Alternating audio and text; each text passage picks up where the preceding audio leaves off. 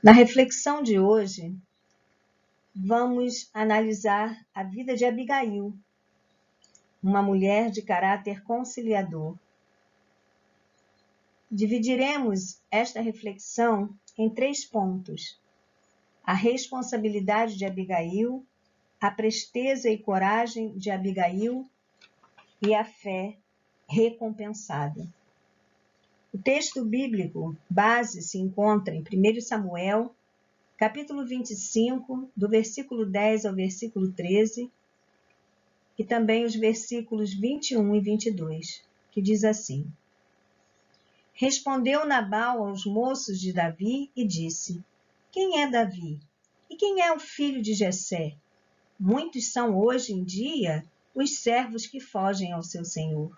Tomaria eu, pois, o meu pão e a minha água e a carne das minhas reses que degolei para os meus tosqueadores e o daria a homens que eu não sei de onde vêm? Então, os moços de Davi puseram-se a caminho, voltaram e, tendo chegado, lhe contaram tudo, segundo todas estas palavras. Pelo que disse Davi aos seus homens: Cada um cinja a sua espada. E cada um cingiu a sua espada, e também Davi a sua. Subiram após Davi uns 400 homens, e 200 ficaram com a bagagem. Ora, Davi dissera: Com efeito, de nada me serviu ter guardado tudo quanto este possui no deserto, e de nada sentiu falta de tudo que lhe pertence. Ele me pagou o mal por bem. Faça a Deus o que lhe aprouver aos inimigos de Davi, se eu deixar ao amanhecer um só do sexo masculino dentre os seus. Provérbios 15:1 diz: A resposta branda desvia o furor, mas a palavra dura suscita a ira. Uma mulher chamada Abigail foi advertida que a morte estava chegando sobre a sua casa. Um poderoso exército de 400 homens bem treinados, liderado por um famoso matador de gigantes, estava indo naquela direção. O que uma simples dona de casa poderia fazer quanto a isto? Contar para o seu esposo? Abigail era esposa de Nabal, proprietário de grandes rebanhos de ovelhas e de cabras. Era muito rico, porém insensato. Abigail e Nabal viviam nas proximidades do Carmelo, em Maom, não muito distante do deserto de Parã. Foi exatamente ali que os pastores de Davi travaram contato com os pastores de Nabal. Porém, Nabal escorraçou os homens de Davi em sua comitiva e humilhou Davi perante eles, mesmo tendo Davi lhe comunicado sua necessidade e tendo-lhe feito um pedido respeitoso e pacífico. Qual era a responsabilidade de Abigail? Diante da loucura de Nabal, a responsabilidade recaiu sobre sua esposa Abigail. A Bíblia fala a respeito de Nabal que ele era um comilão e um beberrão, mas Abigail era formosa e sensata. Quantas mulheres fazem o papel na sua casa de chefes do seu lar, mas não no sentido de que usurpem a posição do seu esposo, mas espiritualmente são levantadas por Deus para buscar pela sua família. A responsabilidade de Abigail teve início a partir do momento que ela tomou conhecimento do que estava acontecendo. Deus já a havia escolhido. Muitas vezes aceitamos o convite de alguém para irmos à igreja. Não entendemos muito bem qual é o propósito de Deus sobre a nossa vida. Mas se parássemos para refletir, entenderíamos que somos a pessoa que pode fazer a ponte entre Deus e a salvação da nossa família. Se quer a obra de Deus completa sobre a vida da sua família, seja essa ponte. Deus já o tem escolhido para isso. A mão de Deus já estava com Abigail. Quando Deus direcionou um jovem dentre os pastores de Nabal para ir secretamente até ela, dando-lhe a entender que somente ela poderia tratar aquele problema. Então, Deus já estava providenciando a solução, desde o momento que Abigail foi informada sobre a situação, e não o seu esposo Nabal. Abigail precisava de prudência, habilidade e presteza. O problema não fora criado por ela, mas a vida de todas as pessoas de sua casa dependia da maneira como ela lidaria com aquela situação. Disse o moço a Abigail: considera e vê o que hás de fazer. Não foi ela que criou o problema. Muitas vezes você se esquiva de tomar a frente, espiritualmente falando, da resolução de um problema que está dentro da sua família. Muitas vezes você pensa: por que eu tomaria alguma providência? Não fui eu que criei o problema. Foi o esposo, foi o filho, foi a filha, até mesmo na igreja. Quantos problemas existem na igreja? E nós não nos colocamos na brecha. Não somos aquela pessoa que Deus conta para estarmos orando, buscando pela resolução do problema.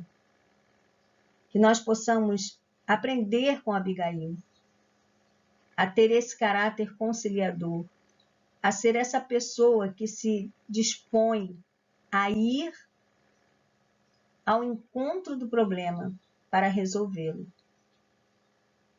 Abigail precisava de prudência, habilidade e presteza. O problema não fora criado por ela, mas a vida de todas as pessoas de sua casa dependia da maneira como ela lidaria com aquela situação.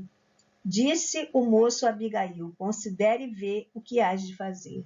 Isso nos faz lembrar também de Esther, quando o seu tio a procurou, colocando o destino de toda a nação de Israel em suas mãos. Seria ela a escolhida para ir até o rei, interceder pelo seu povo, que de todo seria exterminado se Deus não intervisse naquela situação. E ele precisava usar Esther como uma pessoa que se colocaria na brecha para resolver aquele problema e salvar todo o povo de Israel. O que Deus tem dito a você, minha irmã, meu irmão, e a mim, quando meditamos atentamente sobre este texto? Que há situações que não se resolvem, porque é nossa responsabilidade, de mais ninguém, e muitas vezes nós a transferimos para outra pessoa e adiamos a resolução do problema. Deus já traçou o plano, já te deu as estratégias e já te capacitou. O que você e eu estamos esperando? A presteza e a coragem de Abigail. Abigail precisava lutar contra o tempo, porque àquela altura Davi já devia ter se colocado a caminho em direção à propriedade de Nabal. Então, ela lutou com as armas que possuía naquele momento. Ainda que parecessem débeis e aquela missão parecesse impossível, ela confiou em Deus. Aquela mulher encontrou força em Deus para providenciar tantas coisas em tão pouco tempo. Tipos de alimento, quantidade, tempo de cozimento, vasilhas, transporte adequado, número suficiente de pessoas, tudo com discrição, para não ser surpreendida por seu esposo Nabal. Deus nos tem dado todas as condições para que possamos lidar com as dificuldades que se apresentam em nossas vidas, tanto as pequenas do nosso dia a dia, como as grandes, sejam essas tribulações ou tentações. Nós não precisamos entregar o nosso problema nas mãos ou levá-los ao conhecimento de qualquer pessoa que não possa nos ajudar na resolução desse problema. Ela não tinha as mesmas armas que o exército de Davi, mas tinha as armas que dispunha no momento e que Deus deu para ela. Ela tinha estratégia, ela tinha fé, coragem, habilidades manuais adquiridas com sua experiência de vida e espirituais, servindo ao Senhor com fidelidade. E o mais importante, o Deus de Israel ia à sua frente. O povo de Israel pôde contar com o anjo de Deus na travessia do deserto quando fugiam de Faraó. Ele ia à frente do povo e a nuvem ia atrás para confundir o inimigo. Mas vejam a situação de Abigail. Ao contrário do povo de Israel que fugia, Abigail precisava ir ao encontro de Davi e seu exército. Mas o Deus era o mesmo, e ela podia ir sem medo. Este mesmo Deus está com você e comigo. E muito mais que isso, ele vive em nós. A presença do Senhor está conosco, e ele não mudou. E o que nós temos feito enquanto o inimigo destrói a nossa saúde, nosso relacionamento conjugal, nosso relacionamento familiar, ameaça o nosso emprego, a nossa fonte de renda, a provisão da nossa família. Devemos aprender com Abigail, ter coragem e confiar no Deus de Israel. A fé recompensada. A fé de Abigail. Se Abigail não tivesse fé, ela nem teria recebido estratégia de Deus para começar o seu projeto de apaziguar Davi. O máximo que ela teria feito seria convocar o povo para orar e entregar suas almas a Deus, porque a morte era certa. Mas orar é errado? Não, de maneira nenhuma. Quero crer que aquela mulher clamou ao Senhor, sim, como se fosse o último clamor da sua vida. E quando se levantou do joelho, já se levantou com a estratégia traçada. Deus a capacitou para lidar com a situação. Deus, no entanto, mostrou para ela que era hora de agir, assim como ele fez com Moisés. Por que clamas a mim? Diga ao povo de Israel que marche. E também com Josué, ser forte e corajoso, passa o Jordão. Orar deve fazer parte da vida diária do cristão, assim como a adoração e o louvor. Mas não é sempre que é momento de pôr-se de joelhos e orar. Há momentos das nossas vidas que, além da oração, é necessário partir para a ação. Peça discernimento ao Senhor. O encontro de dois gigantes. Quem era Abigail? Não era uma mulher qualquer, era uma mulher de Deus, determinada a evitar uma tragédia anunciada. Não fazia somente por ela mesma, mas por todos que dependiam da misericórdia de Deus, da sua fé e da sua sensatez naquele momento. Quem era Davi? Que momentos difíceis ele vinha passando? O profeta Samuel havia morrido, Saul o perseguia, sem lhe dar descanso, tendo que sair fugido de sua terra depois de ter sido ungido como futuro rei de Israel. Não havia lugar para onde ele fugisse que Saul não descobrisse e enviasse o seu exército para matá-lo. E quando acreditava que o tivesse encurralado, ele mesmo se envolvia na batalha. Um homem atormentado que se sentia culpado pela morte dos profetas que o acolheram. Um homem com uma grande responsabilidade de alimentar e manter a salvo 600 homens e suas famílias. Assim era Davi. Quantos livramentos Deus deu a Davi! E o que ele estava prestes a fazer era um erro tremendo. A atitude de Davi era reprovável. As atitudes de Abigail tinham um propósito de apaziguar Davi. Ela estava ali municiada apenas com a sua fé e as estratégias que Deus deu a ela. Davi, movido pela ira, lutava sua própria guerra pessoal. Ela, no entanto, tinha uma missão dada por Deus. Bem moço, Davi, movido pelo Espírito Santo, disse para o gigante filisteu: Tu vens contra mim com espada e com lança e com escudo.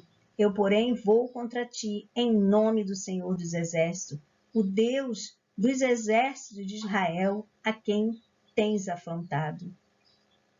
Era essa a garantia de Abigail. Aquela mulher, na direção de Deus e com muita humildade, desceu do camelo e se humilhou. Fez lembrar a Davi quem era o Deus a quem ele servia e que até ali ele não havia cometido pecado nenhum contra ele. Reconheceu a loucura do marido e tomou a culpa para si e pediu que Davi a perdoasse e aceitasse os seus presentes. Que sabedoria! Muitos de nós ficamos colocando panos quentes nas situações que acontecem dentro da nossa casa, com os nossos filhos, com o nosso esposo. Muitas vezes não permitimos que nenhum líder de departamento ou até mesmo o próprio pastor da igreja chame a atenção dos nossos filhos e ficamos colocando panos quentes. Mas Abigail foi verdadeira. Ela reconheceu o caráter do seu esposo, mas tomou para si a culpa e pediu perdão. Deus a abençoou grandemente. O diálogo de Abigail com Davi é um dos diálogos mais importantes da palavra de Deus.